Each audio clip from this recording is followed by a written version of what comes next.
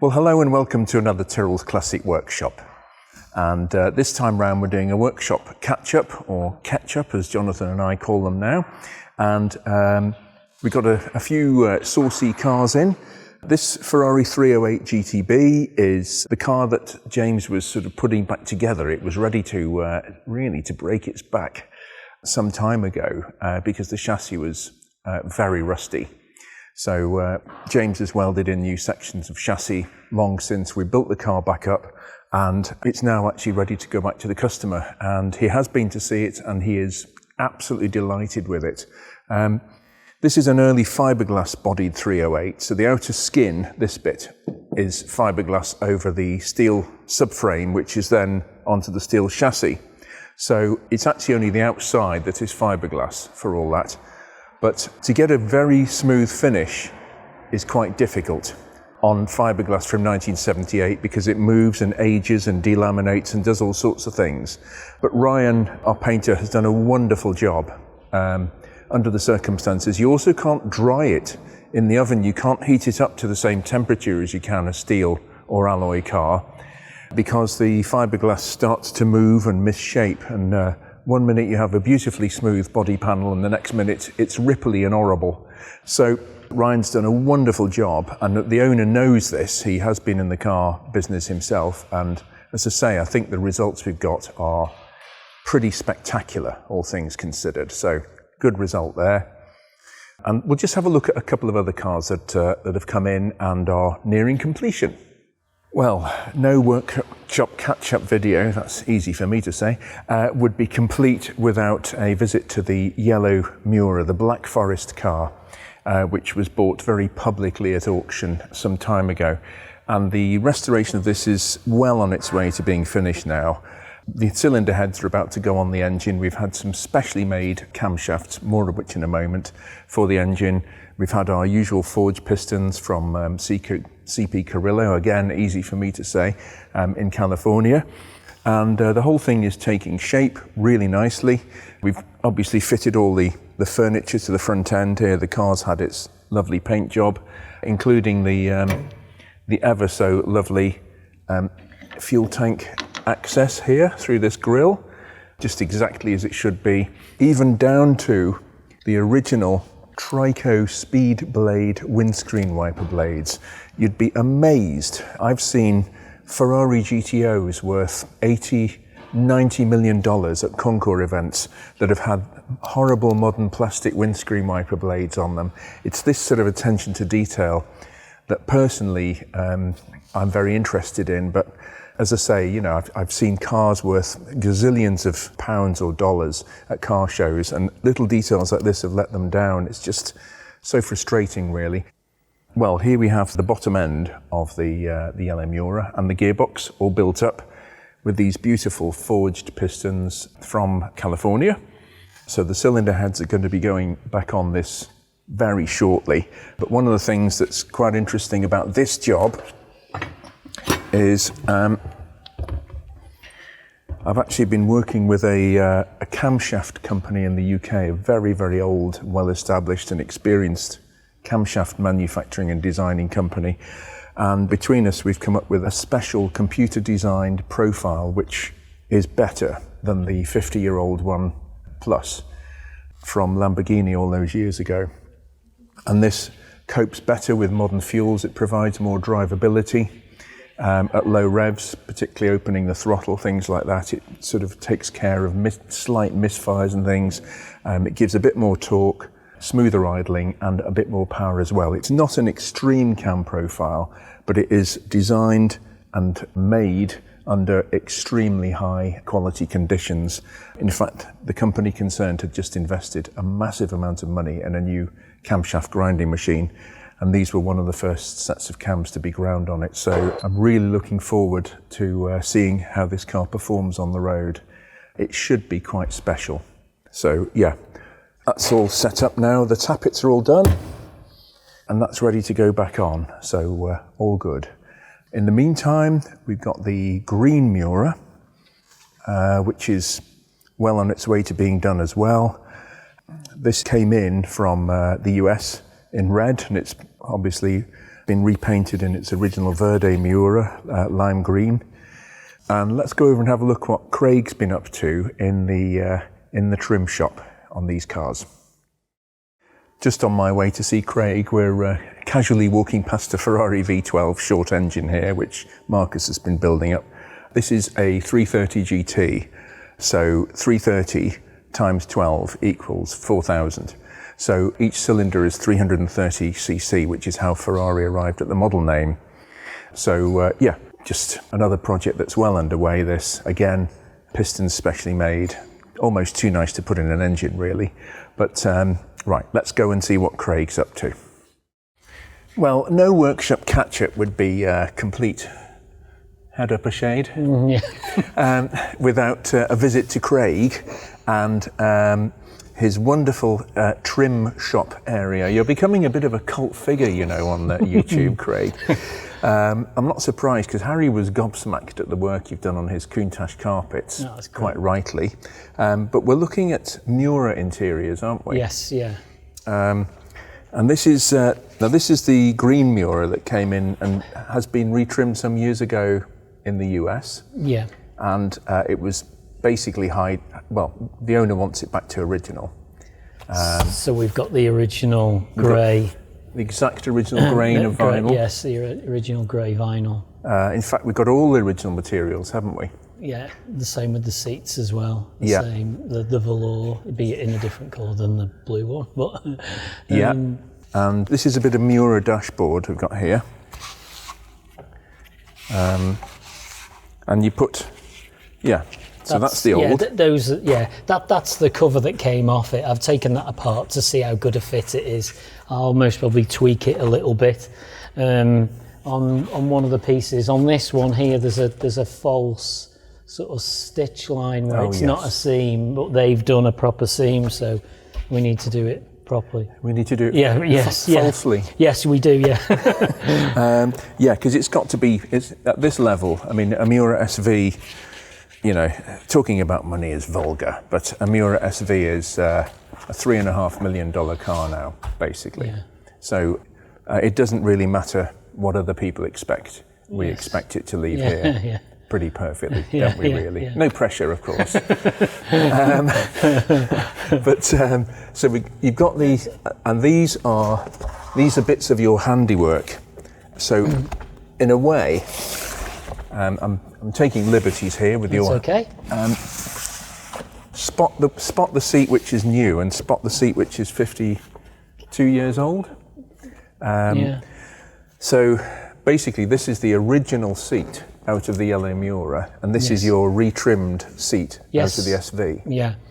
That is 52 years old. It's brilliant, isn't it?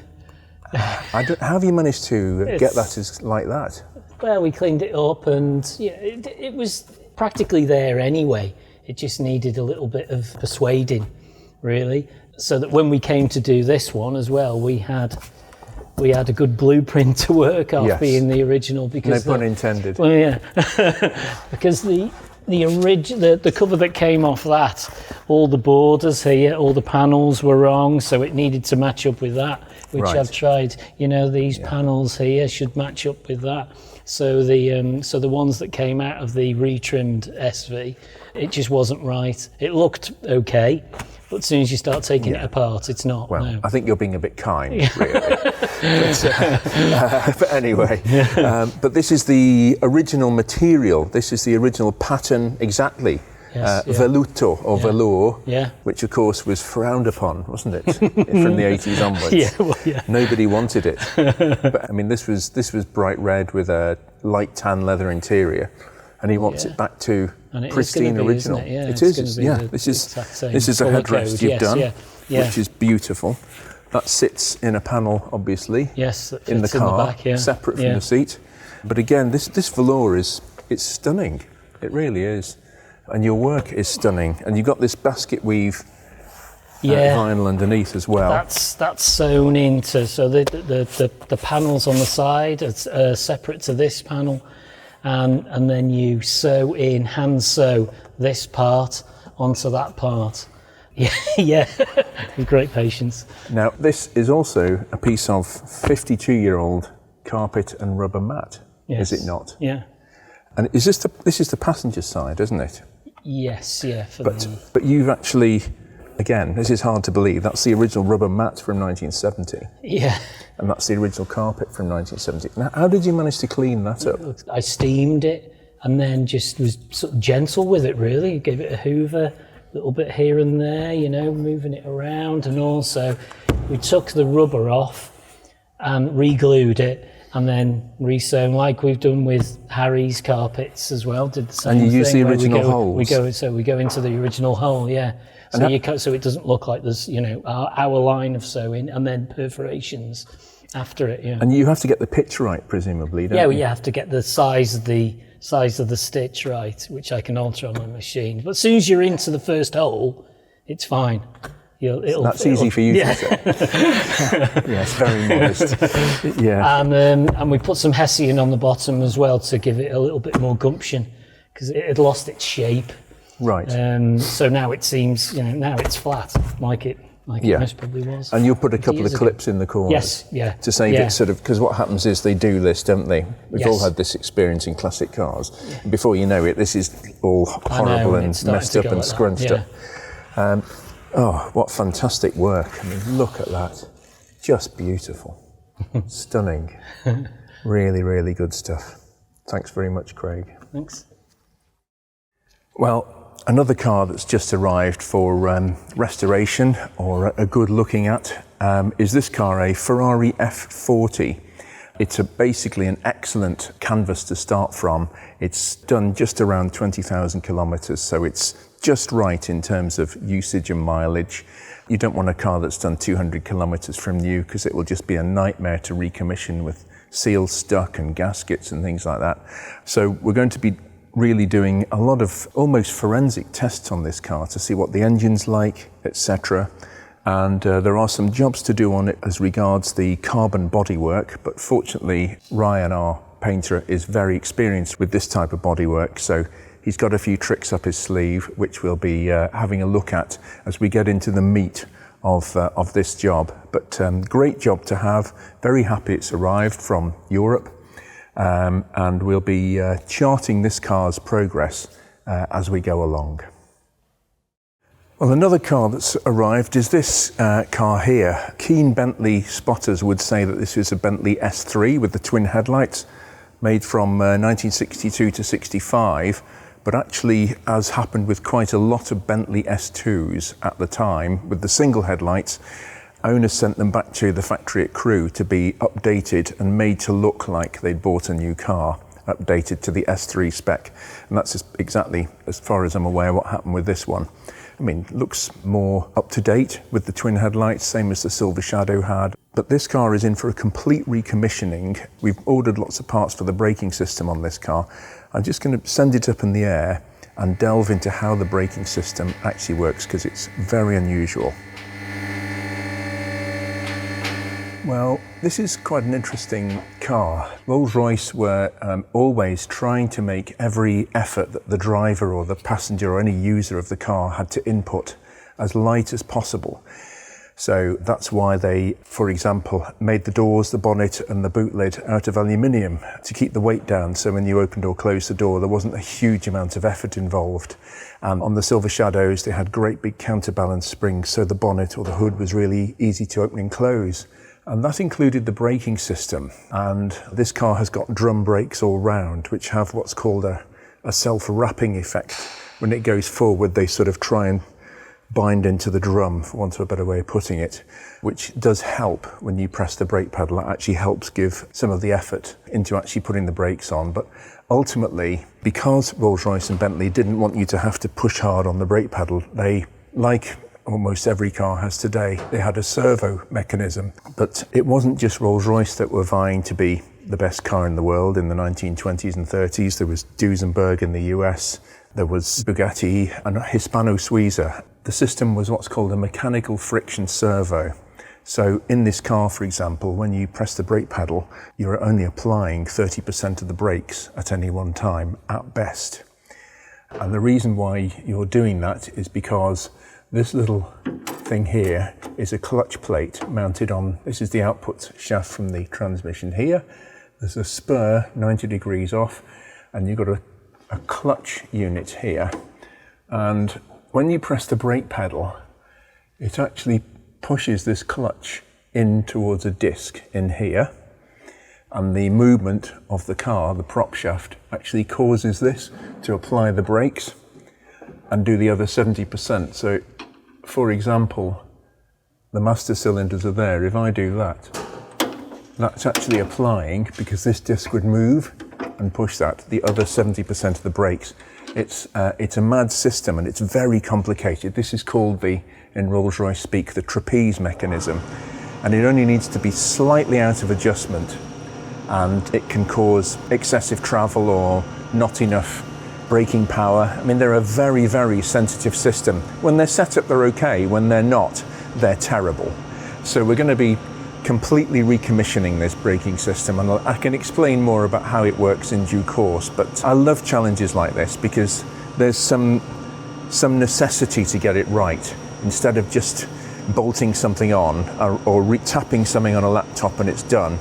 This takes sort of some prior knowledge and experience to be able to set it up properly, which in its own way is very rewarding. So we'll be having a look at that in more detail in future videos.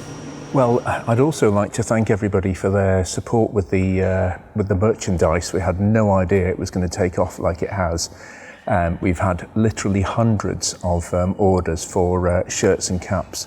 So thank you very much to everybody who has bought them, and for the lovely feedback, photographs being sent, etc. If you do want to purchase anything, Jonathan will put a link underneath of the description. And thanks very much for watching. That concludes another Tyrrell's Classic Workshop video, and we'll be back with something else very soon.